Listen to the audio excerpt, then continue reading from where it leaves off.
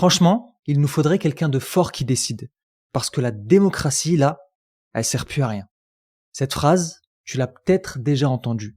Peut-être même que tu l'as pensée un jour, face à un monde qui semble tourner en rond.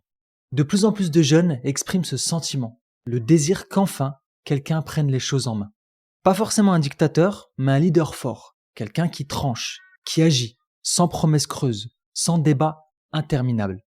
Mais derrière cette idée, vivre sous une dictature ou vouloir un pouvoir fort, que se cache-t-il vraiment? Est-ce un rejet de la démocratie ou le symptôme d'un malaise plus profond, le besoin de repères, de clarté et de sécurité dans un monde devenu flou, rapide et incertain? Aujourd'hui, on va explorer ce paradoxe. Pourquoi, dans une époque où nous avons plus de liberté que jamais, certains rêvent d'un cadre plus strict? Pourquoi la promesse démocratique ne fait-elle plus vibrer les jeunes générations? Et qu'est-ce que cela dit de notre époque, de nos émotions et de notre rapport à l'autorité? Nous verrons ensemble ce que disent les chiffres, ce que révèle la psychologie et surtout ce que ça raconte sur notre besoin collectif de sécurité et de sens. Bienvenue à toi dans cet épisode. Pourquoi certaines personnes veulent-elles vivre sous une dictature? Ou peut-être plus justement, pourquoi certains ne croient plus que la démocratie peut encore les protéger?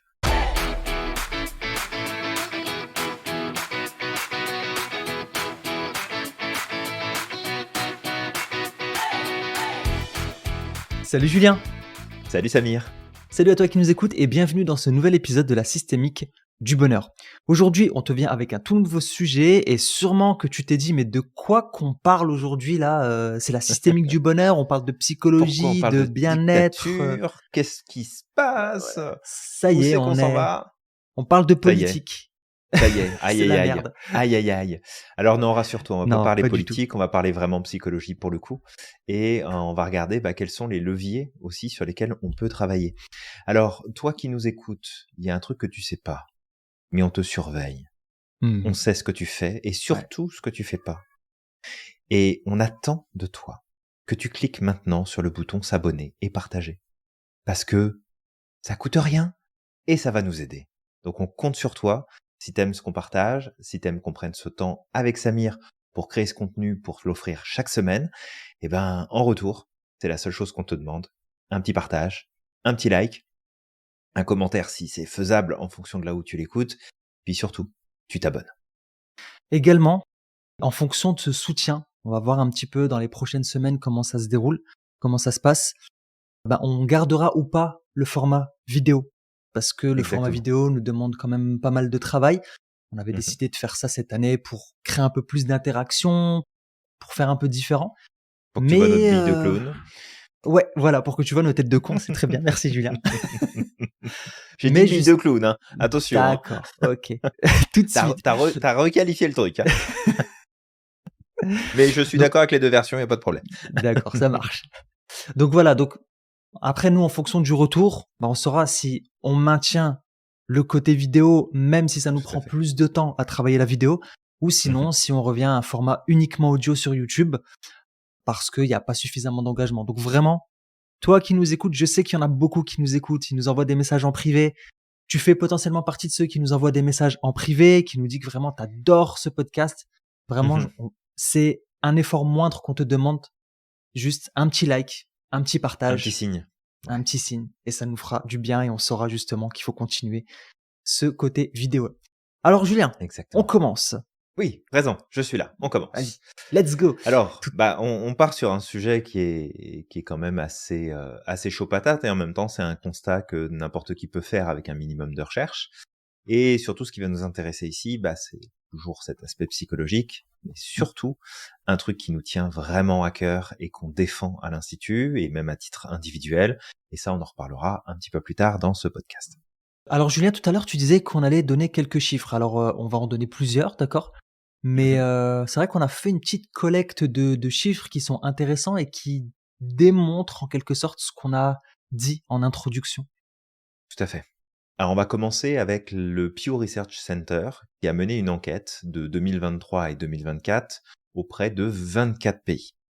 Et en fait, ils ont recherché auprès de ces 24 pays, en fait, différentes réponses, différents éléments pour pouvoir mettre en avant une médiane de 77% des personnes qui disent que, selon elles, la démocratie représentative est un bon moyen de gouverner. Cependant, dans 8 des 22 pays pour lesquels on a des données de 2017 et de 2023, la plupart de ceux qui estiment qu'un leader fort non contrôlé par un parlement ou des tribunaux peut être un bon moyen de gouverner, et ça a nettement augmenté. En fait, on prend l'exemple de l'Inde ici par rapport à cette étude, le soutien justement d'un modèle leader fort, voire leader unique, eh bien, est passé de 55% en 2017 à 67% en 2023. Donc, c'est quand même une sacrée augmentation. On a un autre chiffre justement de The Economist Intelligence Unit, en fait, qui, dans l'édition de 2024 de l'indice de démocratie, nous explique que 60 pays sont maintenant classifiés comme des régimes autoritaires. Et en fait, ça représente 35,9% des 167 pays pris en compte. Et en fait, on remarque au travers de ce recul-là que en fait, il y a une détérioration en fait de la démocratie, une augmentation du nombre de régimes autoritaires. Ouais. Alors, il y a un autre point qui peut être aussi intéressant d'amener ici, parce que le but, c'est pas de te bombarder de statistiques et de rapports, mais c'est vraiment de te donner quelques points de repère. On a aussi le VEDEM Institute, donc c'est le centre de recherche international basé à l'université de Göteborg en Suède. Et en fait, en 2024, 72% de la population mondiale vit dans des régimes non démocratiques, donc autocratiques, ou en recul de démocratie, contre 48% il y a 10 ans en arrière. Donc en 2014, on était à 48% de population sous un régime non démocratique, et aujourd'hui, en 2024, parce que là on est en 2025, en fait, c'est plus de 72%. Et c'est énorme. C'est vraiment énorme. Donc, on n'est pas sur un petit changement, on n'est pas sur une petite modification de « Ah ok, bon, il y a quelques soucis, il y a quelques changements qui se sont produits ». Il y a vraiment une dynamique différente qui est en train de voir le jour. Et le but, c'est pas de t'inquiéter non plus sur l'avenir de ce qui va se passer peut-être pour toi qui nous écoutes, mais de comprendre qu'il y a un réel changement, et ce changement-là, eh bien, il n'est peut-être pas dépendant de ce que tu penses. Et en fait, ces chiffres montrent qu'effectivement, il y a une augmentation que les régimes totalitaires prennent de plus en plus de place, mais en fait, il va y avoir une nuance qu'on va t'expliquer plus tard, justement, dans le podcast. Il y a une petite nuance à amener. Et justement, Julien, nous, ce qui nous intéresse au travers de la systémique du bonheur, c'est de parler des leviers qui poussent vers l'attrait d'un régime autoritaire. Nous, on est là pour parler principalement de ça. Qu'est-ce qui fait que aujourd'hui, des personnes en ont marre des régimes démocratiques et commencent à vouloir soit des régimes totalitaires, soit des dirigeants qui peuvent être forts, parfois même au risque que, alors dans d'autres stats qui avaient été révélés, qu'on va t'expliquer tout à l'heure, il y avait certaines personnes qui disaient en fait ça nous dérange pas que on ait un homme fort qui ait plus de pouvoir que la Constitution. C'est-à-dire que en fait il surpasse même les garde-fous en fait de la démocratie. Et ça c'est dangereux par contre. Qu'est-ce qui pousse vers un dirigeant à vouloir un dirigeant fort ou un État totalitaire? Très souvent, c'est la frustration et l'insatisfaction. En fait, on remarque par exemple que chez les jeunes, il y en a beaucoup qui ressentent que la démocratie fonctionne plus pour eux. D'accord? À cause du chômage, de la précarité, de la dette étudiante, de manque de représentation des jeunes parfois, de crise du logement, etc. Et en fait, toutes ces crises, toutes ces choses qui ne fonctionnent pas, aujourd'hui ça les dérange. Et moi j'ai entendu beaucoup de jeunes par exemple à certains moments se plaindre des personnes âgées qui ont vécu les 30 glorieuses en disant mais tu vois eux ils ont eu tout en fait servi sur un plateau d'argent et nous en fait on est en train de galérer parce qu'on est en train de payer. Il y a eu un cumul de choses qui font qu'aujourd'hui il y a beaucoup de jeunes qui sont frustrés, qui aimeraient avoir une meilleure vie, qui aimeraient avoir moins de problèmes. Et je pense que la crise du Covid aussi en a ajouté, parce que là depuis quelques années on vit des crises à répétition Et Mmh. ces crises sont venues comme rajouter de plus en plus de problématiques qui viennent frustrer les jeunes. Du coup, ces jeunes, bah, ils ont l'impression que les choses avancent pas comme ils veulent Mmh. et ben, en fait, ça leur fait comme craindre que la démocratie, c'est pas la meilleure solution parce que c'est trop lent. Mmh. Trop lent, soit inefficace. Ouais. Ouais. Bah, c'est sûr qu'il y a plein de raisons effectivement qui peuvent ressortir. Alors, on va nuancer ça et Ouais, on nuance, ouais. c'est quelque part bon, personnellement, ça me fait réagir aussi de prendre ce biais-là en se disant: «Bah, oui, mais il y a ça qui marche pas, il y a telle chose et telle chose», mais on s'en reparlera juste après, C'est ça. parce que, bah, ça fait partie aussi des choses qu'on défend à l'institut, comme on le disait au tout début. Mais, effectivement, les jeunes ressentent ça. D'ailleurs, il y a pas que les jeunes qui ressentent ça, il y a aussi, bah, en fait, toute personne de n'importe quel âge, en âge en tout cas de réfléchir et de se rendre compte que les systèmes politiques en place sont pas forcément fonctionnels et on a un exemple flagrant, en France en ce moment où on est, ouais, je sais plus combienième de gouvernement, c'est assez comique, c'est un c'est une pièce de théâtre le truc. C'est assez drôle. Mais voilà, il y a effectivement ces frustrations et cette insatisfaction. Il y a aussi le désir de simplicité et de rapidité. Alors on est dans une société qui va, plus vite que jamais. Tout va 15 fois plus vite, tout doit arriver tout de suite, enfin c'est de l'ultra rapide tout le temps et en fait, dans un monde où il y a des crises de partout, crises, climatiques, économiques, géopolitiques, sanitaires, scolaires, sociales, enfin de tout, bah, en fait, beaucoup de jeunes recherchent des décisions plus rapides et plus claires pour avoir des points de repère qui sont plus stables. Parce que aujourd'hui, on navigue dans un monde où bah, les points de repère, ils sont plus vraiment là. On met énormément de choses en question. On remet énormément d'habitudes en doute. On remet énormément de process qu'on utilisait jusque-là, en se disant bah non, c'est plus ça qu'il faut faire, c'est autrement qu'il faut faire, faut que ça bouge, faut que ça change. Sauf que bah ce que ces personnes-là crient en fait au scandale et disent ouais non, ça faut que ça bouge, ça faut que ça change. En fait, ils ont oublié un levier qui est hyper important, c'est la capacité du cerveau humain à gérer le changement. Et ça va beaucoup trop vite. Donc en fait, ça vient nous retirer énormément de points de points d'ancrage, de points de repère. Et en fait, derrière ça, il y a une étude qui est ressortie du Policy Institute du King's College London et de l'Ipsos du Royaume-Uni, en fait, où de plus en plus de 18-34 ans se disent favorables justement à cette idée d'avoir un dirigeant qui est fort et qui a même le pouvoir de contourner le Parlement. Ouais. Vraiment de prendre des décisions unilatérales et de verrouiller en fait tout le système qu'il y a autour, qui a été conçu aussi pour éviter au maximum les dérives, hein, faut quand même pas l'oublier, Ouais. où finalement bah ils sont prêts à se dire s'il peut avoir des pouvoirs plus importants que ça, bah ça serait pas mal. Ouais. Et le truc c'est que quand on leur pose la question, quand on leur en parle, c'est pas un rejet de la démocratie pour eux. En fait, c'est une expression de toute cette désillusion face à la lenteur et à l'inefficacité perçue bah, des systèmes qui sont en place. Même si effectivement, entre le gouvernement qui peut y avoir par exemple au Royaume-Uni, qu'on peut avoir ici au Canada, ou qui peut y avoir en France, en Belgique ou dans d'autres pays, bah, en fait, il y a des variations. D'accord, il y a des variantes. C'est pas tous les mêmes modes de vote, de scrutin, c'est pas tous la même organisation, mais globalement, il y a une idée de démocratie où le pouvoir appartient au peuple et les décisions sont prises pour bah, servir le peuple. Bon, ça, c'est certain qu'on peut se questionner là-dessus grandement aujourd'hui avec tout ce qu'on observe. Mmh. Mais ce qui est important, c'est que cette étude, elle amène quand même une nuance, c'est qu'en fait, elle révèle qu'en réalité, 6% veulent ou soutiennent une dictature sans contrôle parlementaire ni élection. Donc ça veut dire que même s'il y a cette tendance à se dire on veut quelqu'un qui a plus de pouvoir, qui peut prendre des décisions qui bypassent en fait le système quand il arrive plus à se décider, quand il arrive plus à être fonctionnel, d'avoir quelqu'un qui a le pouvoir de prendre le dessus et de prendre une décision.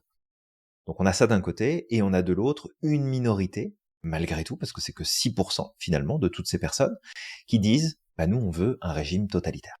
On veut Ouais. vraiment une personne qui a les pleins pouvoirs et puis qui décide et comme ça on se pose plus de questions et on laisse le système tourner. Mmh. Donc, est-ce que c'est une bonne chose? Est-ce que c'est pas une bonne chose? ça, tu te fais ton idée, l'histoire a parlé d'elle-même du résultat de ce que ça amène d'avoir des dictatures. Maintenant, voilà, à voir, de toute façon. Ouais, C'est pas à nous de te dire ce qui est bon ou ce qui est pas bon. exact. Super Julien, et justement, c'est bien que tu l'as nuancé et que tu l'as expliqué.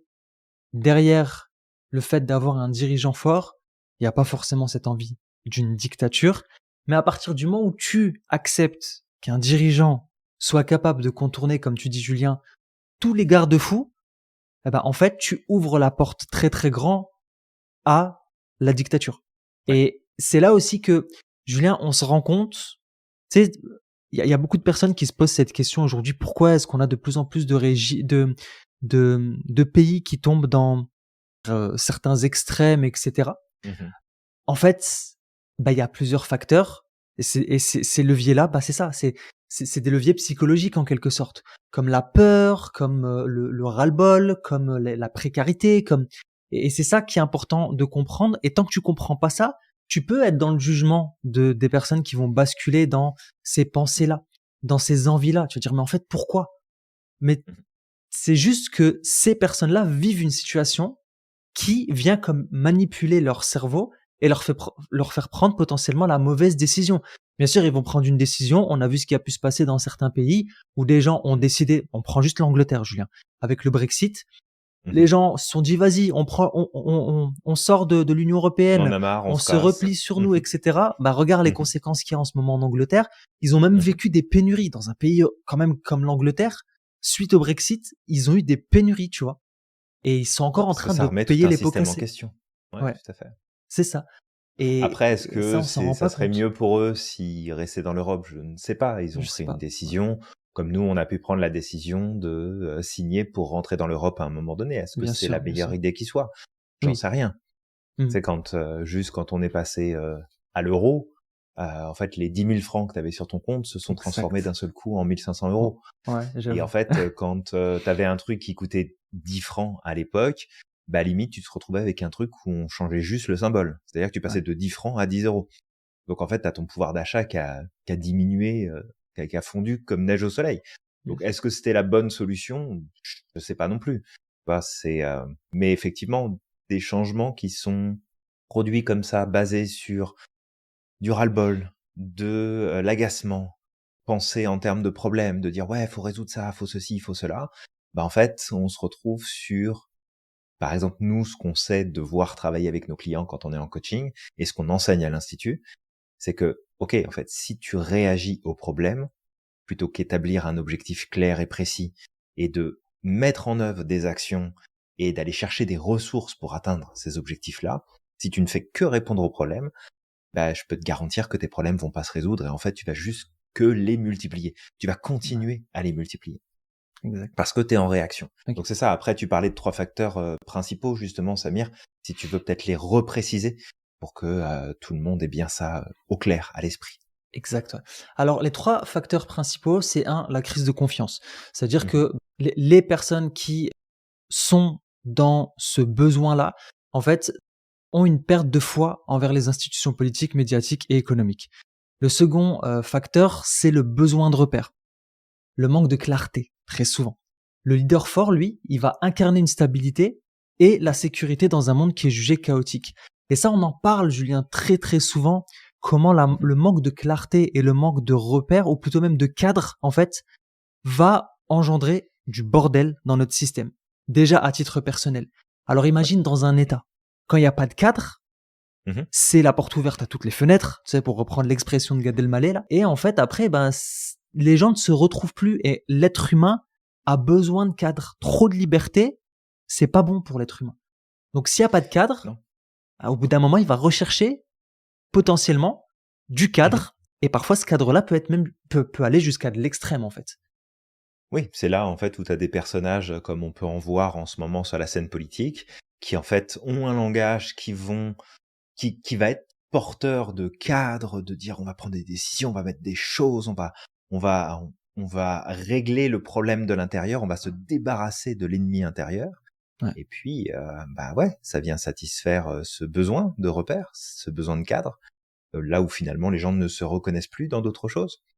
Mais est-ce que exactement. c'est une bonne chose que d'aller dans ce sens-là? Mmh. C'est Je suis pas ça, sûr parce que, c'est en une même bonne temps, question. tu sais, quand tu regardes ce qui se passe dans un autre pays et que tu as les informations où tu dis, bah voilà, telle personne est arrivée au pouvoir, voilà ce qu'elle affirme, voilà ce qu'elle dit, bah peut-être que toi, de ton canapé, tu vas te dire, ah mais en fait c'est une dictature qui est en train de s'installer, c'est terrible, machin et tout, mais comment les gens peuvent laisser faire? Ouais, Bah en fait, ces gens-là, c'est toi aussi. Quand tu es arrivé à un stade, en fait, où tu es tellement exactement. plus occupé à mettre le focus sur ce qui fonctionne pas, sur ce qui marche pas, sur ce qui te frustre, sur ce qui te blesse, sur ce qui t'affecte, sur les injustices, sur tout ce que tu veux, plutôt que d'établir des objectifs concrets pour progresser sur certains sujets, pas tous, parce que tu peux pas être partout à la fois. Et ben en fait, quand t'as un sauveur ou une sauveuse qui arrive en te disant oui, mais en fait, si tu vis tout ça, c'est parce que il se passe ça, c'est à cause des anciens, c'est à cause du gouvernement. Et en fait, bah, tu vas Les tomber défis, exactement dans le même panneau. Et en exact. fait, tu vas prendre le truc et tu vas te dire, ah bah enfin quelqu'un de sensé, enfin quelqu'un qui parle mon discours, enfin quelqu'un qui comprend nos problèmes, enfin quelqu'un qui va se décider à mettre en place des solutions. Et toi, de ton côté, tu vas juste te dire, ah bah c'est cool, enfin quelque chose qui bouge. Mmh. Et si une autre personne regarde ça de son canapé aux infos, la personne va se dire, mais putain, c'est terrible, ils sont en train de tomber dans une dictature dans ce pays-là aussi. Donc c'est Ouais, toujours pareil en fait. Tu regardes ça de l'extérieur et t'as ton esprit critique qui est là et qui est capable de dire oh là là c'est terrible ce qui se passe, non ça devrait pas, ça c'est pas normal. Par contre quand t'es dedans, eh ben tu le vois pas. Et c'est ça le problème. exactement. Ouais, exactement. Et très souvent, après, c'est ce que j'ai pu observer et surtout, récemment, où, tu as des personnes qui, effectivement, par besoin de cadre, ont décidé de voter, justement, pour, un dirigeant fort, Mhm, qui peut même contourner encore une fois les institutions. Mais une fois qu'ils ont été touchés, là, ça leur plaisait plus. Et il y a ça aussi parfois, c'est que quand on décide oui. avant tout pour soi. Et c'est ce qu'on dit, Julien. Mhm, Chaque personne lorsqu'elle prend une décision, en fait, il y a une intention positive, mais avant tout pour soi. Et l'intention mhm, positive pour soi, bah, c'est bah, moi j'ai besoin de cadre et j'en ai rien à foutre en fait s'il y a d'autres personnes qui vont en pâtir derrière parce que on a besoin de ce cadre-là. ouais. On fait pas d'omelette sans casser des œufs. Mais le problème, c'est que si Mhm. on fait partie des œufs qui vont Ouais, tu vas faire casser, partie des œufs d'une manière ou d'une autre. à un C'est moment ou l'autre, oui, obligé. tu vas faire partie des œufs. Ouais. C'est obligé. Ouais. Tu as juste à regarder en fait les dictatures les plus sévères qui ont pu être vus dans les différentes civilisations. En fait, tu as ceux qui bénéficient de tout ce changement-là et ils se disent bah c'est bien, c'est pour moi, c'est machin, c'est tout, je supporte ce candidat, je supporte cette personne, je l'accompagne jusqu'au jour où bah toi qui as soutenu peut-être pendant des années une personne en particulier, bah en fait, il y a un truc d'un seul coup qui te convient plus. Ouais. Et si jamais tu viens à dire que ça te convient pas, bah avec un peu de chance, tu finis juste avec une tape sur le dos de la main et puis sinon, tu finis en tôle ou au bout d'une corde. Et Mm. en fait, c'est vraiment ce côté où, quand tu es tellement focus sur tes problèmes, que tu ne vois que les problèmes. Exactement. Je dis pas qu'il faut pas en tenir compte, c'est important d'être au courant des problèmes qu'on rencontre. Mais quand tu mets ton fucking de focus que sur tes problèmes, il faut pas espérer que la suite de l'aventure va se passer dans de meilleures conditions. C'est ça. Ça ne marche pas. D'accord, Mhm. les problèmes liés à l'humain ne sont pas des problèmes mathématiques et mécaniques. Faut arrêter de croire qu'on peut résoudre un problème lié à l'humain avec des maths. C'est Mhm. pas possible. La psychologie ne répond pas à un processus mathématique. Ça répond à des valeurs, ça répond à des besoins, ça répond à des différences, ça répond à un besoin de sens, ça correspond à des besoins de connexion, de partage, de tout un tas de choses. Et en fait, si tu focuses que sur le problème en disant ah faut que je trouve une solution, faut qu'on règle ça, faut qu'on ceci, faut qu'on cela, bah en fait c'est juste que tu vas continuer à amplifier et à générer encore plus de problèmes derrière. Exactement, ouais. Et et je les vois venir hein, les commentaires de oui mais quand il y a un problème faut le résoudre. Bien sûr qu'il faut le résoudre. Mhm. Mais si toute ton énergie n'est que focus sur ça, bah tu vas juste générer encore d'autres problèmes. Parce que ta C'est priorité ça. ce sera je veux régler le truc maintenant, je m'en fous des conséquences et on Exactement. verra ça plus tard. Exactement. Et en fait, ça, c'est notre mode de fonctionnement depuis des décennies. Et t'as juste à voir où est-ce qu'on en est. Ah ouais, mais on résout un problème, puis on verra plus tard les conséquences. Ah, ok. Bon, maintenant, on verra les conséquences. Ah, ok. Et en fait, on fait que ça. Donc aujourd'hui, il manque de médecins. Ça arrive pas du jour au lendemain. Ça fait des décennies qu'on dit qu'on va manquer de médecins. Ouais. Ça fait des décennies qu'on dit qu'il faut pas que ce soit des financiers qui soient à la tête du domaine médical et Bien de sûr. plein d'autres domaines. Ça fait des années qu'on dit qu'il faut pas faire telle et telle chose parce que sinon ça va avoir un impact. Qu'est-ce qu'on fait? On fait l'autruche en se disant bah oui, mais là pour l'instant on règle un problème et on verra ça plus tard. Et quand le plus tard arrive, là c'est branle-bas de combat, c'est la panique, il y a plus rien qui fonctionne. Les mecs, on peut peut-être allumer à un moment donné et commencer à apprendre de notre histoire et comprendre que en fait, on a des automatismes logiques qui sont complètement biaisés et qui nous emmènent bah, quelque part tout droit à notre perte à un moment donné ou à un autre. Parce qu'on va juste faire que empiler les problèmes et aller de plus en plus vers encore plus de problèmes par la suite. Exact. C'est juste vraiment un mécanisme. Bah, en tout cas, moi, j'ai beaucoup de mal avec ça parce qu'il y a tellement de choses qui sont pas logiques. Mais ça, c'est le problème, je pense, des des personnes qui viennent pas de ce monde. Ouais, peut-être, oui, peut-être. Après, Des ça gens nous qui sont un arrive peu aussi, bizarres.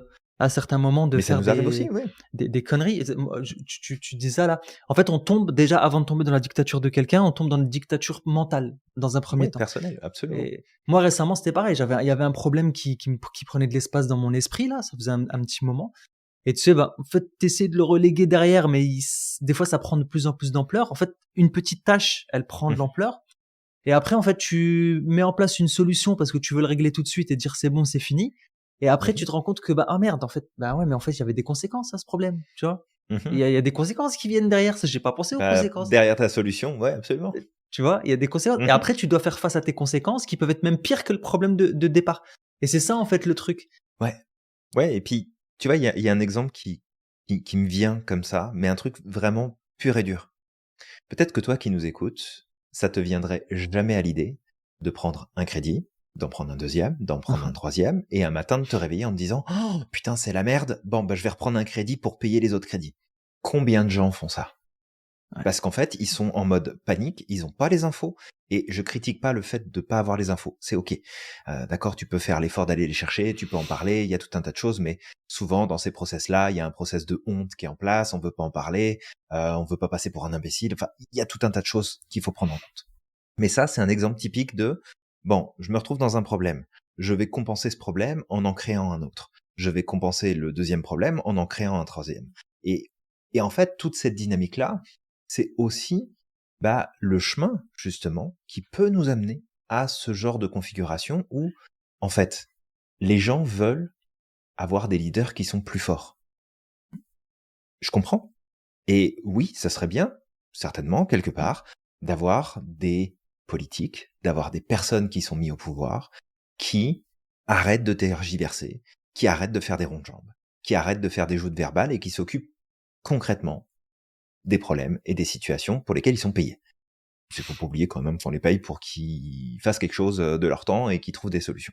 Mais en même temps, ce que je vois de ce côté-là, puis je prends certainement de l'avance sur ce qu'on va encore dire après dans le podcast, mais c'est aussi de comprendre que ce résultat-là, il apparaît pas comme ça du jour au lendemain.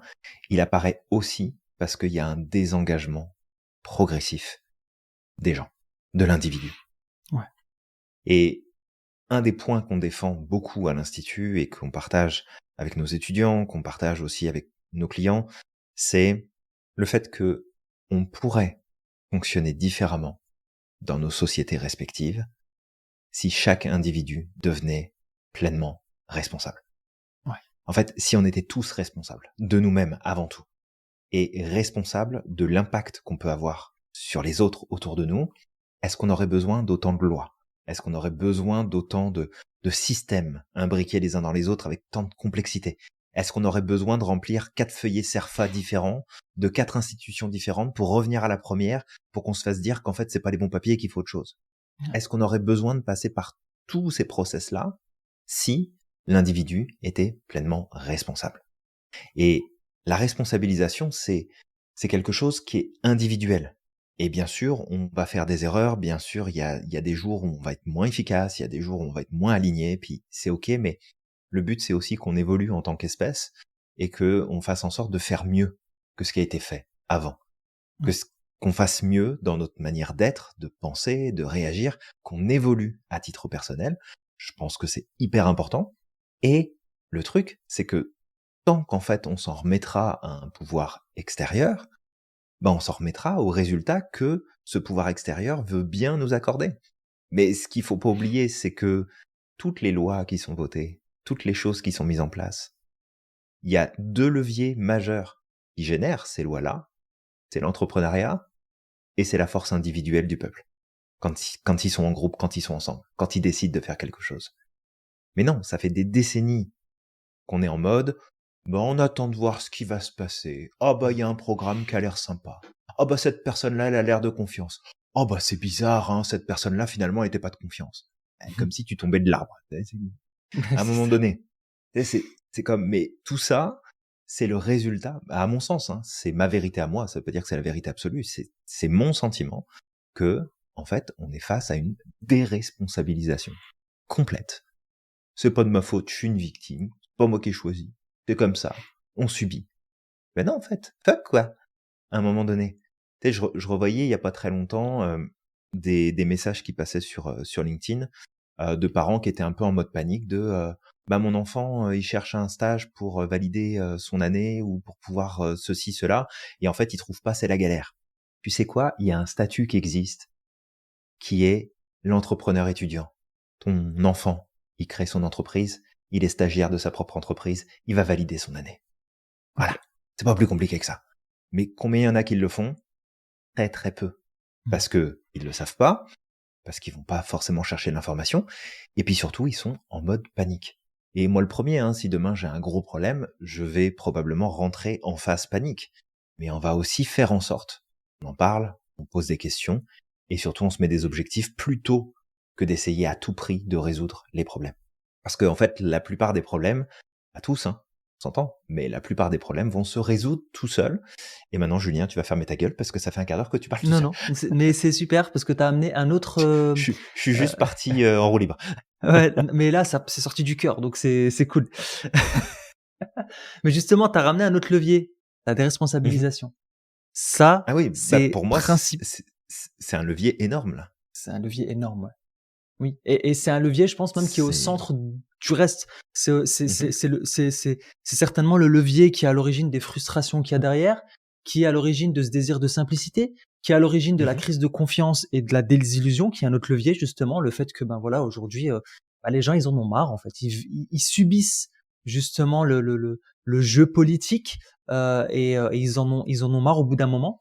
Mais vu qu'ils ne croient plus en leur potentiel, en leur force d'impact dans la société, bah, il y a un repli et derrière, bah, qu'est-ce qu'on pense? On pense que c'est quelqu'un qui va changer les choses et ça, c'est une discussion que j'ai eue il y a pas très longtemps encore avec une personne qui disait: «En fait, le Mhm. problème, c'est que les gens pensent que en fait, on va avoir un homme providentiel et c'est lui qui va tout faire, un prophète». Voilà, limite, c'est un peu comme ça que les personnes voient ces personnages forts, et Ouais, que c'est lui qui va mais. régler tous les problèmes. Mais en fait, aussi fort soit-il ou soit-elle, si c'est une femme, Mhm. Mhm. si le peuple, à l'unisson, fait de la merde, même si cette personne est Ouais, talentueuse, elle ne pourra rien faire. ouais. Et tu vois, il y a un film qui me revient en tête, on en a déjà parlé et je vais réinsister dessus. Et vraiment, toi qui nous écoutes, si tu l'as pas vu, regarde-le. Ça s'appelle V pour Vendetta. Ah oui, il est J'adore ce film. extraordinaire ce film. Il est extraordinaire ce film parce Ouais. que, en plus, il est vraiment représentatif de. On est dans une Angleterre qui est, bah, c'est plus exactement Londres, qui est complètement isolée du reste du monde, qui est sous une dictature hyper sévère, où finalement on choisit ce que tu regardes, on choisit ce que tu manges, on choisit ce que tu écoutes comme musique, on choisit tout un tas de choses. Et tout le monde a l'air de s'y complaire plus ou moins, jusqu'à ce que finalement le peuple se réveille et se décide à prendre les armes, là en l'occurrence, qui est pas forcément la réponse non plus, dépendant du contexte bien évidemment. Mmh. Mais c'est là aussi où on se rend compte qu'il y a des choses qui peuvent bouger. Et du coup, on a eu un exemple aussi concret où on a les jeunes qui ont renversé le pouvoir. Alors après, bon, il y a eu tout un tas de choses peut-être qui n'auraient pas dû se produire, mais où ils ont en fait dit stop, maintenant ça suffit, on arrête de nous Mmh. prendre pour des imbéciles, on va mettre quelqu'un d'autre au pouvoir, on va restructurer. Ça n'a pas pris longtemps, hein. Ah oui. Les votes, ils ont été faits sur Discord, hein. Ils ont Ah même pas oui. été faits dans des urnes. Ils ont dit on se met sur Discord, on fait les votes, merci, bonsoir, on passe à autre chose. Est-ce Mm. que c'est parfait? Non, c'est loin d'être parfait. Ouais. Mais effectivement, ils ont repris le pouvoir. Je sais pas où est-ce qu'ils en sont aujourd'hui. J'ai pas poussé plus loin. Mais c'est vraiment de comprendre que on n'est pas à la merci d'eux et on est effectivement potentiellement victime d'eux si on accepte d'être victime d'eux. Puis c'est Ouais. ça qu'il faut pas qu'on oublie non plus. C'est que s'il y a quelque chose qui marche pas, si ça se barre dans la mauvaise direction, moi je le dis, je prends le maquis là. Ok. Ça- faire partie, je pense que je dois avoir des gènes de Jean Moulin quelque part à l'intérieur de moi. Mais c'est sûr que voilà, il y aura de la résistance, il y aura des choses parce que il y a des choses qu'on peut pas laisser faire, il y a des choses qu'on peut pas laisser justement se produire. Mais ça, c'est seulement si chaque individu se responsabilise Ouais, et qu'on arrête exactement. d'être en mode nombriliste de ma petite vie, mon petit espace à moi. Non, en fait, tu vis dans une société, tu vis dans un ensemble. C'est pas en te disant que toi, tu vas te mettre en retrait qu'en fait, tu seras pas impacté. En fait, si, tu vas l'être impacté d'une manière ou d'une autre, ça va te rattraper d'une manière ou d'une autre. Quoi qu'il arrive à un moment donné. C'est ça. Donc, bref, voilà. C'est ça, exactement. Hem, alors, on va donner 2 autres, justement leviers comme la culture et le numérique. Bah, il faut savoir que les réseaux sociaux aujourd'hui, bah, en fait, ils ont une influence aussi sur ce phénomène-là, et notamment TikTok. D'ailleurs, TikTok fait beaucoup, beaucoup, beaucoup, beaucoup de dégâts, aujourd'hui sur la jeunesse. Au-delà même de propager des idées autoritaires et cetera, en Mmh. fait, il y a aussi le fait que TikTok est en train de nous débiliser. Alors nous, on n'a plus TikTok, on a quitté TikTok à un certain moment, Julien, alors que ça marchait très, très bien. Mais on s'est juste rendu compte que c'était pas du tout le réseau social, où on devait être. Ça nous ressemblait pas, puis c'est ça, Ouais, ça correspond pas à nos valeurs, donc c'est ça. C'est ça, mmh. c'était, juste débilisant et encore hier, j'ai vu une vidéo de Amy Story. Alors, si tu connais pas, toi qui nous écoutes, cette, créatrice, elle fait des trucs assez intéressants. Ça peut être un peu déprimant parfois parce qu'elle explique vraiment les phénomènes de société qui peuvent être parfois un peu absurdes à notre époque, en fait. Mmh. Mais c'est à peu près la même chose parfois, que ce qu'on peut expliquer et là récemment, elle avait expliqué justement comment sur TikTok, il y avait, une augmentation par exemple du contenu pornographique et en fait, bah, qu'est-ce que ça fait? Ça flingue ton cerveau. Il y a beaucoup d'études qui ont montré aujourd'hui que la pornographie a un effet hyper néfaste sur le cerveau, parfois même plus que certaines drogues considérées comme dures. En fait, ça atrophie ton cerveau et automatiquement, bah, si tu consommes ce genre de contenu, en plus de scroller en masse avec tout ce que ça amène là, Mmh. ben, en fait, au bout d'un moment, faut pas t'étonner que tu ne sais pas prendre les bonnes décisions, que tu n'es pas capable de maîtriser tes désirs, que tu n'es pas capable de maîtriser tes pensées. Bah, Mmh. c'est juste qu'en fait, tu bombardé ton cerveau et ton cerveau, il a pris ce raccourci-là de se dire: «Bah, en fait, je veux quelque chose, je l'ai tout de suite. Si je l'ai pas tout de suite, ben, je vais le chercher». Même si c'est pas la bonne source, s'il va pas chercher le la bonne chose pour venir répondre à ses besoins. Ouais, Donc les réseaux sociaux en font partie aussi de ce problème. complètement. Ouais. Ouais, mais ça a grandement contribué et ça continue d'ailleurs encore aujourd'hui, Mmh. justement à mener vers ce genre de justement de dérive. Donc, avec tout ça, maintenant, la question qu'on est en droit de se poser et qu'on se pose ici à l'Institut et avec le podcast de la systémique, c'est qu'est-ce qu'on peut faire pour changer justement les choses. Parce que Ouais. quand on entend, alors que ce soit les jeunes ou les moins jeunes qui disent, voilà, on veut enfin quelqu'un qui est au pouvoir, on veut quelqu'un qui prend le pouvoir, on veut quelqu'un qui décide, on veut sortir de cette lenteur justement du système qui est devenu tellement complexe qu'on n'arrive plus à bouger. Mais en fait, si on regarde ça à travers le prisme de la systémique, c'est pas une pathologie, en fait, c'est un symptôme du système, c'est un Mmh. résultat du système qui est en place. Et en fait, plus les gens vont se sentir impuissants, invisibles et déresponsabilisés, plus, en fait, bah, le système va rechercher un coupable. Le Mmh. système va rechercher un responsable.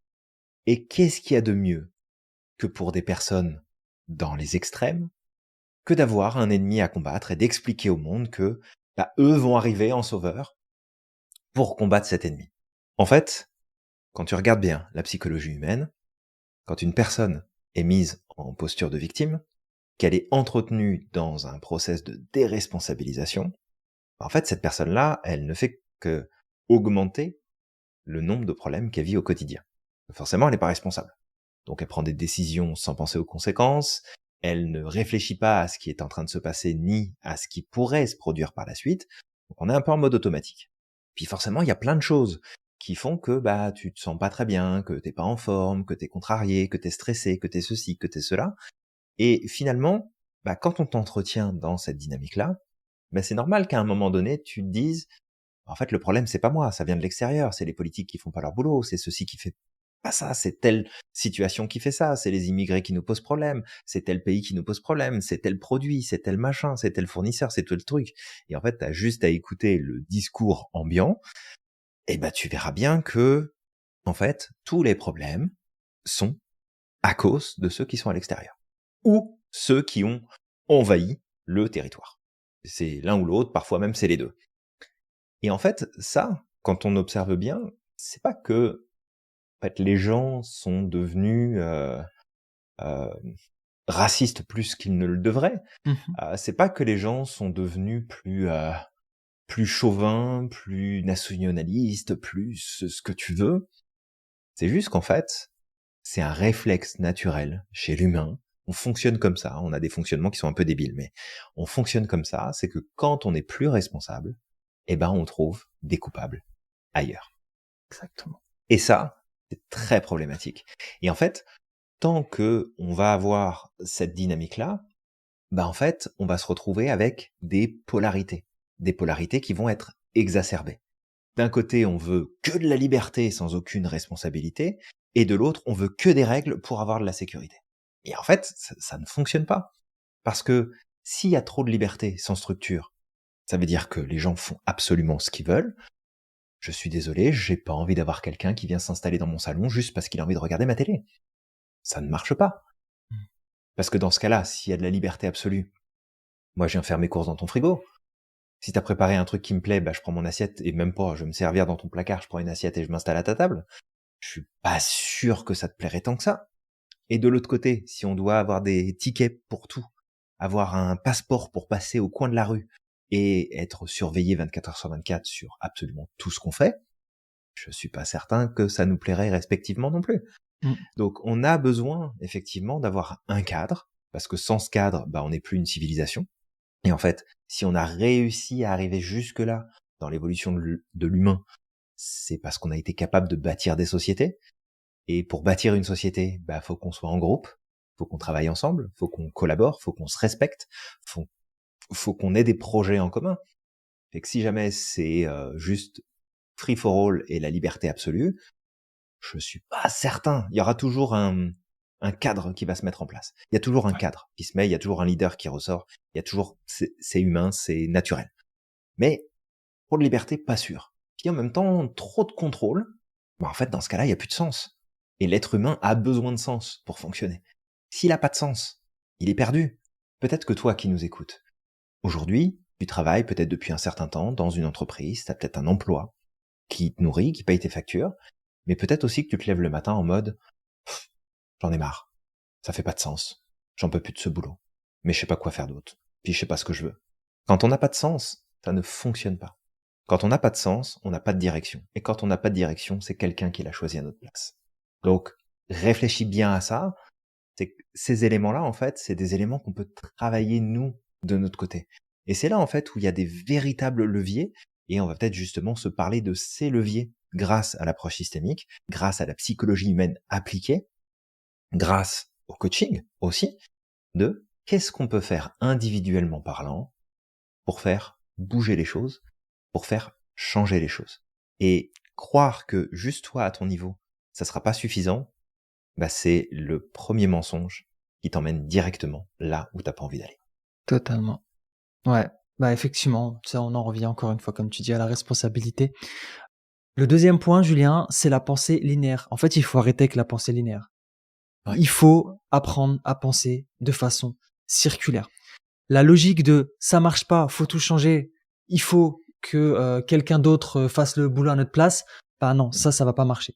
Donc un système, il va évoluer quand chaque partie du système va bouger. D'accord? Mhm. Et je dirais même plus que, tu sais, si tout le monde bouge pas et que t'en as marre, ben Mhm. bouge-toi, en fait. Ouais. Parce que tu peux pas dire Ouais, mais personne bouge. Donc moi, je vais pas bouger, je vais faire la même chose. Bah non, là, tu vas faire partie du problème. Peut-être que si tu bouges, tu vas faire bouger quelques leviers, en fait, à ton niveau, Tout à fait. mais tu vas certainement faire bouger quelques leviers. Tu vas peut-être inspirer deux, trois personnes qui vont se dire, bah tiens, moi aussi, j'ai envie que ça bouge. Et c'est comme ça, en fait, qu'on peut faire avancer une société. Au plus on va être de personnes à vouloir changer les choses, à poser des actions, au plus Mmh. ça va avancer.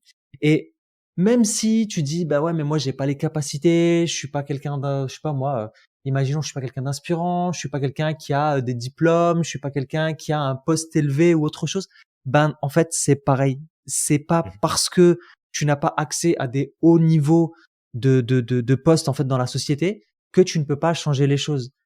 Tu fais partie Carrément. du système, tu fais partie de la base, d'accord? Ceux qui Mmh. sont tout en haut là, ils vivent parce que tu es là, parce qu'il y a une base. S'il y a pas de base, tout s'écroule. Mmh. Absolument. Donc nous, personnes qui sommes à la base, bah, en fait, on doit essayer, en tout cas, de faire au mieux. Et quand je dis poser des actions, c'est pas, tu sais, ça peut être des actions minimes. Ça peut être s'engager dans une association, dans une cause, dans quelque chose qui est important pour nous. Ça peut être juste de, tu sais, de prendre soin de ses voisins, de s'impliquer dans la vie du quartier, Mmh. de la rue, du voisinage, plutôt que de rester coincé dans ton coin, parler à personne et être frustré toute la journée en disant de toute façon tout le monde c'est des cons.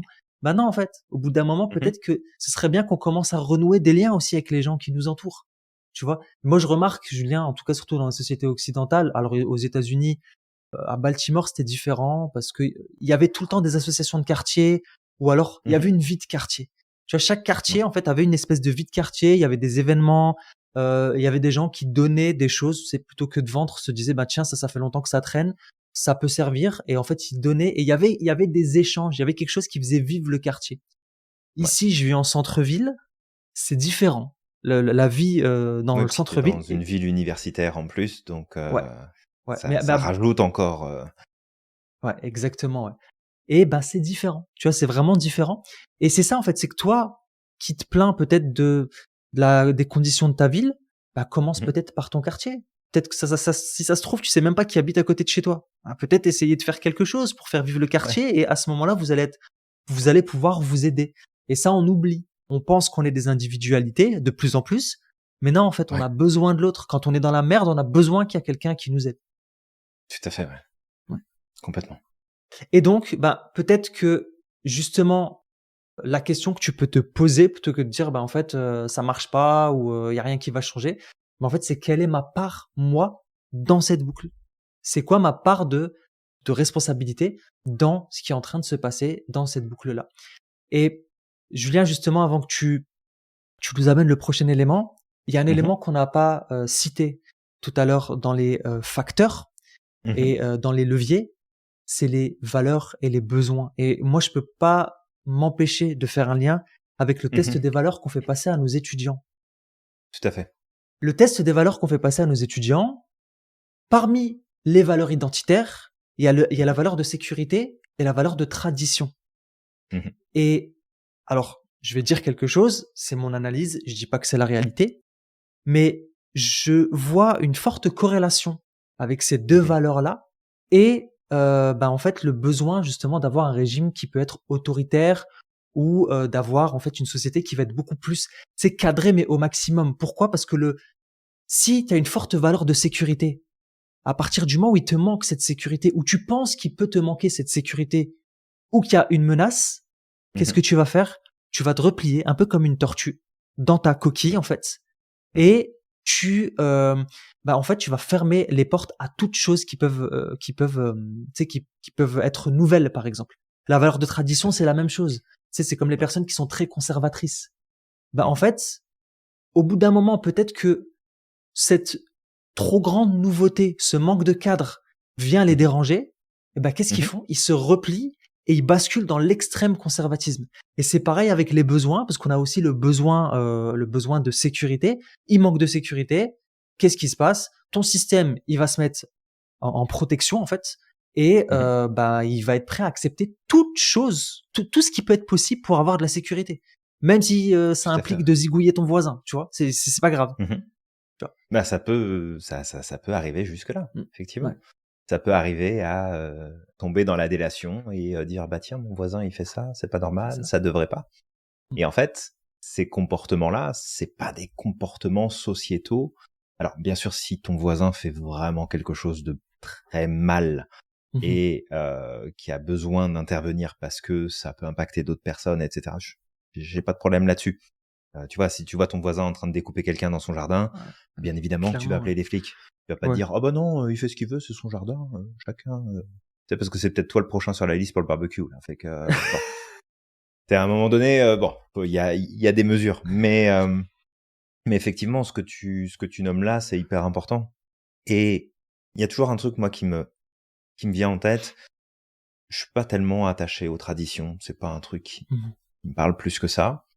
J'estime que c'est important qu'elles Ouais. existent, ces traditions-là, parce que c'est porteur d'une culture, c'est porteur d'une histoire, c'est porteur Mmh. de tout un tas de choses, Parfois d'un et cadre, parfois. Ça parfois dépend d'un lesquels. cadre, voilà, de plein de choses, et je trouve ça chouette, en fait, qu'il y ait des gens qui mettent de l'énergie et qui se sentent appelés justement à porter cette tradition-là et à la faire vivre, à la mettre en avant, et je trouve ça génial. Parce que si c'est pour tout aseptiser et qu'on se ressemble tous, Mmh. ça me tente pas. Là, l'esprit communiste, je l'ai pas du tout, et je pense pas Mmh. que je l'aurai demain. Ouais. Mais c'est vraiment, tu sais, de se dire que, en fait, quand ça prend une tournure où finalement l'autre devient l'ennemi, l'autre devient un danger, l'autre devient un problème, c'est que t'es pas au clair avec ton propre mode de fonctionnement. Ouais. T'es pas au clair avec toi-même. C'est un peu comme si demain, tu venais à juger ou critiquer ou attaquer une autre personne qui a pas la même vision du monde que toi, qui a pas la même sexualité que toi, qui a pas la même religion que toi. Mmh. Si t'es au clair avec toi-même, en fait, si l'autre fait ce qu'il a envie de faire et que ce qu'il fait ne t'impacte pas directement, n'impacte pas la société, n'impacte pas à rien, en fait, que ça génère rien à part une différence, si tu as besoin de réagir à ça, c'est que t'es pas au clair avec toi-même. Et il y a une vidéo qui m'avait fait mais vraiment beaucoup rire et qui représente mais à la perfection ce que je suis en train de te dire. C'était des, en fait c'était des personnes qui faisaient une vidéo sur YouTube où en fait il y avait un mec qui portait en fait un legging mais hyper OK. serré. Et en fait il portait des talons, il avait mis une perruque et je crois qu'il était penché au-dessus de sa voiture. Donc en fait de dos tu sais pas que c'est un mec. Mmh. Et c'était hyper drôle parce que là bah et puis là je pense qu'ils ont fait un découpage pour garder que les machos. Mais c'était hyper drôle parce qu'en fait, il y a plein de mecs qui sont passés, qui se sont arrêtés pour lui reluquer le cul. Mmh. Et en fait, au moment où le gars qui est en legging se relève et se retourne, et en fait, l'autre voit que c'est un mec, tu vois la réaction de la personne. Mmh. Et alors, il y en a qui auraient pu, je pense, être vachement violents parce qu'ils ont été super agressifs et tout. Mais cette réaction-là, c'est exactement ce que je suis en train de te décrire là, juste avant. C'est que si t'es au clair avec toi, que tu es en train de mater et que là d'un seul coup tu te dis ah bah merde, c'était pas une gonzesse, c'était un mec. Si t'es au clair avec toi-même, bah c'est pas grave. Tu diras ah, putain, je me suis fait avoir, OK, bon bah c'est pas grave. Mais en fait, c'est cet inconfort que t'as à l'intérieur de toi parce que t'es pas au clair avec toi-même, parce que t'es pas au clair avec tes valeurs, parce que t'es pas au clair avec ton identité, qu'en fait t'as ce genre de réaction parce que ça vient te mettre en péril dans ta perception de toi-même. Ça vient te faire trembler dans tes fondations profondes, qui sont pas si profondes que ça, parce que sinon tu serais pas si perturbé que ça, Mmh. où en fait, bah, cette incapacité à voir la différence, à l'accepter, à la reconnaître, sans te sentir agressé, sans te sentir concerné, blessé, offensé, bah, le problème c'est pas l'autre. Le problème c'est toi. Mmh. Ouais. Donc, point super important, c'est que si on travaille tous à mieux se comprendre, à mieux se connaître, à mieux reconnaître nos besoins, à mieux reconnaître nos valeurs, à arrêter d'être en réactivité permanente à chaque fois qu'il y a un truc qui sort du cadre parce que ça correspond pas à notre carte du monde, mais en fait, il y a un truc super intéressant qui va se produire, c'est qu'on va commencer à s'entendre bien les uns les autres et qu'on va pouvoir à nouveau collaborer les uns avec les autres et bâtir un monde meilleur. Mais ça, Ouais. faut d'abord commencer par se connaître soi. Parce que si t'as pas ça, le reste, ça va être vachement plus compliqué. Exactement, ouais. Ouais, ça, c'est un point important que tu as amené. Et j'aime bien l'exemple que tu as donné. Effectivement, c'est pas encore une fois de la faute de l'autre. En fait, c'est l'image que tu as de toi à ce moment-là qui te met dans cet état-là. C'est juste C'est ça. ça, c'est la projection que tu fais de: «Ouais, mais tu m'as fait regarder ça, tu» non, non, je t'ai rien fait regarder là. Tu grand. Tu Mmh. voulu reluquer, tu reluqué. Si t'aimes pas ce Exact. que En t'as plus, c'est vu, ça. En c'est ton plus. problème. Attends, ne je pourrais être en droit de te dire: «Mais d'où tu me reluques le cul, quoi?» Exactement. Sérieusement, C'est hein, exactement. c'est quoi le problème? Mmh. Donc à un moment donné, c'est: «Regarde, on est tous responsables, tu regardé, c'est bien. T'as pas aimé ce qu'il y avait de l'autre côté, bah, tu pas aimé ce qu'il y avait de l'autre côté, puis c'est tout». Est-ce que ça doit remettre en question ton identité, qui t'es, tes ma non. Si tu remets en question, c'est que c'est pas très stable déjà à l'intérieur. Mmh. Ça veut rien dire, d'accord? Ça veut pas dire que: «Ah bah, finalement, t'aimes pas les femmes, c'est plutôt les hommes, machin et tout». Ça se trouve, c'est possible, mais c'est pas ça la remise en question. La remise en question, c'est de se dire: «Qu'est-ce qui est pas suffisamment au clair à l'intérieur de moi et suffisamment stable pour me soutenir dans mon quotidien, qui fait que je sois autant déstabilisé parce qu'il vient de se passer un truc qui est avant tout de l'humour plus qu'autre Mmh. chose». Parce que là, pour le coup, c'était un truc d'humour. Mmh. Mais vraiment, toi qui nous écoutes, si tu l'occasion, essaie de trouver, bah, parce que je pense qu'il y en a plusieurs des vidéos comme ça, Mmh. mais essaie de trouver des vidéos et observe comment les gens réagissent et tu vas voir exactement ce dont on est en train de te parler là. Ouais, exactement. Alors peut-être l'autre point, Julien, c'est, ben, d'être dans l'action plutôt que la réaction. On l'a déjà, dit Ouais. juste avant, mais, Mmh. bah, en fait, le réflexe autoritaire va naître principalement d'une peur ou du désespoir. Et qu'est-ce qui peut t'aider à sortir d'une peur ou du désespoir? C'est l'action. La peur, c'est une émotion. L'émotion, c'est un Mmh. message, d'accord? C'est pas quelque chose de mauvais, l'émotion. L'émotion, elle est là pour nous indiquer quelque chose. Il y a quelque chose qui va pas dans le système, donc il y a la loupiote rouge qui clignote pour dire: «Attention, si tu fais pas quelque chose là, le Mmh. réacteur, il va chauffer, il va exploser». Donc en fait, toi, qu'est-ce que tu fais? C'est: «OK, j'ai peur, je ressens du désespoir, c'est quoi le message? C'est peut-être qu'il y a quelque chose que je dois dépasser». Et à ce Mmh. moment-là, en posant des actions, tu vas te rendre compte que, bah, finalement, cette peur, elle vaut peut-être pas grand-chose ou elle est pas réelle au final. Tout Ou à fait. si elle est réelle, ben, en posant des actions, tu vas peut-être, empêcher qu'elle ait Mmh. lieu, en fait, cette peur. D'accord? Qu'elle prenne plus de Tout à fait. place. Ouais. Donc, juste de garder à l'esprit que tu dois que l'objectif, ça va être de transformer l'émotion en mouvement conscient. Mmh. L'émotion, c'est aussi une énergie, donc c'est avant tout un message, mais c'est une énergie aussi que tu vas ressentir. Cette énergie, si elle est, elle est générée par ton système, c'est pour être utilisée. C'est comme l'argent. L'argent, si on en imprime, c'est parce que c'est pour être utilisé. Si tu la caches au fond de d'un tiroir ou tu l'enterres en dessous de de ta maison, là, ça servira à rien. Il y a personne qui va en bénéficier. Donc, si tu veux faire tourner l'économie, si tu veux faire tourner le système, bah, cette énergie, utilise-la pour créer, pour t'engager, pour proposer, plutôt que de rester dans ton coin à attendre et vivre cette frustration à l'intérieur jusqu'à exploser, voire même imploser. L'action, en fait, va permettre justement de reprendre ton pouvoir pour Exactement. pouvoir justement en faire bénéficier les autres autour de toi.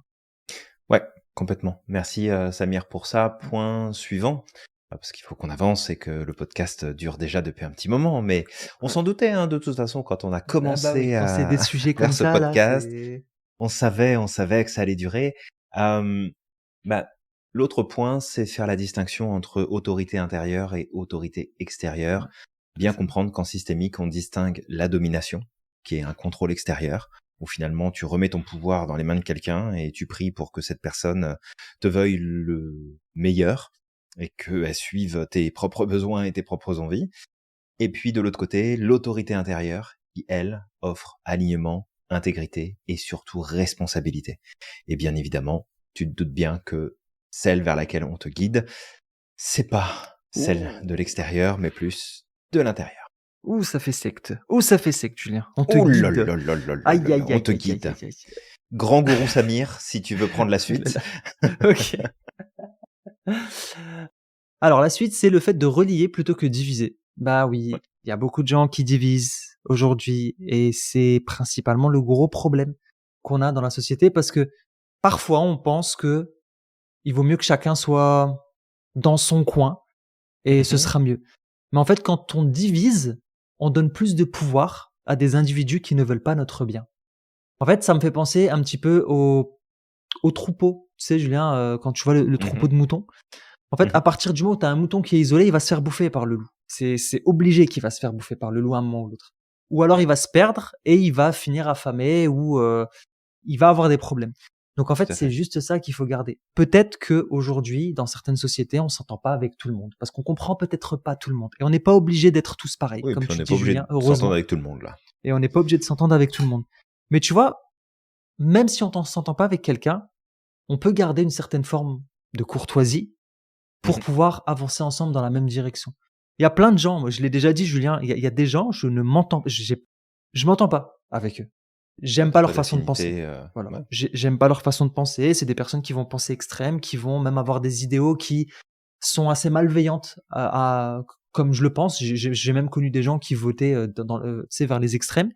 Mais Mmh mh. malgré tout, tu vois, j'aimais pas cette partie d'eux, je la mettais de côté, d'accord? Mmh. Mais si cette personne avait besoin de moi, ou si on avait besoin d'avancer ensemble dans une direction, bah, je mets mes a priori de côté et je mets mon énergie sur, OK, qu'est-ce qui peut Mmh. nous unir? Et est-ce Ouais. que la chose vers laquelle on veut avancer peut être bénéfique pour un plus grand monde? Si c'est le cas, eh ben, on travaille ensemble. J'avais des Mmh. voisins, c'était des gros cons à l'époque, tu vois? Il y en avait. Mmh. Voilà, c'est pas le genre de On est personne, tous le con d'un autre, hein, de toute façon. oui, moi j'étais certainement leur con aussi. Hem, mais tu vois, au travers de leurs idéaux, ils faisaient des problèmes à tout le monde et cetera. Mais si mon voisin avait besoin de moi, je lui rendais service s'il le fallait, tu vois? Mmh. Parce que on compose un système, en fait. Et si Ouais, bien chacun sûr. est dans son côté en train de se faire la gueule, bah, au bout d'un moment, voilà, faut pas s'étonner qu'il y ait rien qui fonctionne. Donc juste Ouais. essayer de relier plutôt que diviser. D'accord? Faut savoir qu'encore une fois, l'autoritarisme, il va se nourrir, bah, de la séparation. C'est eux contre nous. Mmh. Et bah, nous, notre objectif, c'est déjà un de travailler sur soi, d'être au clair avec qui on est, Mmh. d'être au clair avec nos mécanismes et d'apprendre aussi peut-être à être un peu plus bienveillant vis-à-vis des autres parce que l'autre que tu n'aimes pas, ça aurait pu être Mmh. toi aussi. Ça aurait pu être toi. Si Absolument. si, hem, si tu avais pris une autre direction, si tu avais grandi ailleurs, dans une autre famille, si tu avais grandi dans d'autres cadres socio-économiques, et cetera, bah, en fait, tu aurais peut-être pu être la personne en face de toi et tu sais, je veux finir peut-être sur cette partie-là, j'ai envie de finir sur un Mmh. truc, c'est que ce qui nous dérange chez l'autre, très souvent, Mmh. c'est quelque chose avec lequel on est en inconfort déjà vis-à-vis de nous-mêmes. Ça veut Absolument. pas dire que tu as ça chez toi. J'aime pas les gens qui font du mal aux autres. Ça veut pas dire Mmh. que je suis quelqu'un qui fait du mal aux autres, mais je sais que j'ai cette capacité à faire du mal aux autres. Parfois Ouais. inconsciemment, Mmh. sans m'en rendre compte, parce que ben il suffit que je sois fatigué, que je dors pas, que en ce moment je suis surmené, et ben je peux faire du mal aux autres. Et je déteste faire du mal aux autres. Donc quand je vois l'autre faire du mal à l'autre, il me renvoie cette image de lorsque moi je fais du mal aux autres. Tu vois? Et c'est ça qui me met fortement dans l'inconfort. Ouais. Et Ouais, si ça on fait du sens. apprenait à regarder l'autre différemment de pourquoi son comportement vient autant me chercher? Mmh. Et si moi aussi j'ai cette capacité-là, ben peut-être qu'on changerait les choses et peut-être qu'on aiderait les autres à devenir meilleurs aussi. Ouais, complètement. Merci Samir, pour ce point-là. Bon, C'est chouette. j'espère que c'était clair. Aujourd'hui, je ne trouve pas mes mots. Je ne sais pas ce qui m'arrive, Julien. Je suis possédé par l'esprit de Vandame. C'est compliqué. Ça, c'est parce que tu as enfilé ton polo de gourou, Ça c'est doit être pour ça. ça, ouais. Je savais qu'il fallait pas que je mette du rouge aujourd'hui, tu vois. Voilà. Alors toi qui nous écoutes, peut-être que tu es arrivé à un stade, aujourd'hui où tu te poses plein de questions, où, tu as envie de changer des choses dans ta vie, de travailler sur certains points, travailler sur toi et peut-être même, changer tout simplement de travail, de faire Mmh. quelque chose qui a plus de sens, que tu as envie de passer de l'exécution à la contribution. Eh bien sache que à l'Institut Merlin, on t'offre tout ça. On t'offre tout d'abord un parcours complet de formation en coaching, des certifications officielles qui te permettent de t'installer professionnellement et de commencer à générer tes premiers revenus dès la fin du 3e mois de ta formation où tu commences en fait à pouvoir travailler et accompagner des clients. Tout ça bien sûr en continuant ta formation puisque notre formation complète dure plus d'1 an, mais on t'accompagne, on te supervise, on te partage les stratégies, on te partage les ressources, les supports, on te guide et on te permet, eh bien, toi aussi, de prendre ta place sur le marché. Donc, Mmh. si tu as un projet de te reconvertir dans le domaine du coaching, que tu as envie de prendre toute ton expérience, tes vécus personnels, tes connaissances, et que tu as envie de transposer ça dans un métier qui est riche de sens, où tu as envie d'accompagner d'autres personnes, eh bien sache qu'on est là pour toi, pour t'aider là-dessus, pas juste te transmettre de l'info, mais t'aider à vraiment développer les compétences, la posture, le mindset, mais aussi les bonnes stratégies pour que ça puisse fonctionner au niveau de tes affaires, de tes finances, parce que c'est pas juste un hobby, c'est un véritable métier. Donc si jamais tu te poses des questions là-dessus, eh bien tu cliques sur le lien qu'il y a en description pour prendre un rendez-vous avec nous et on prendra 20-30 minutes pour discuter ensemble sans aucun engagement pour voir comment est-ce qu'on peut t'aider à réaliser justement ce projet.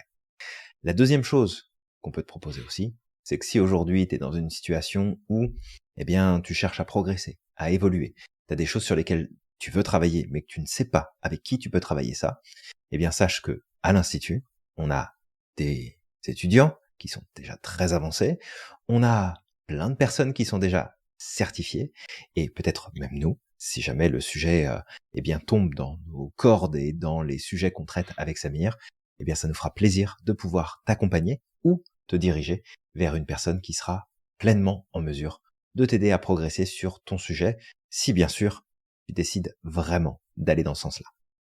Donc contacte-nous et puis on continue la suite du podcast. Et si la solution, ce n'était pas une personne forte, mais un système plus conscient? Un système où chacun retrouve une place active, reliée, responsable. Où la force ne vient plus d'un seul individu, mais de la maturité collective.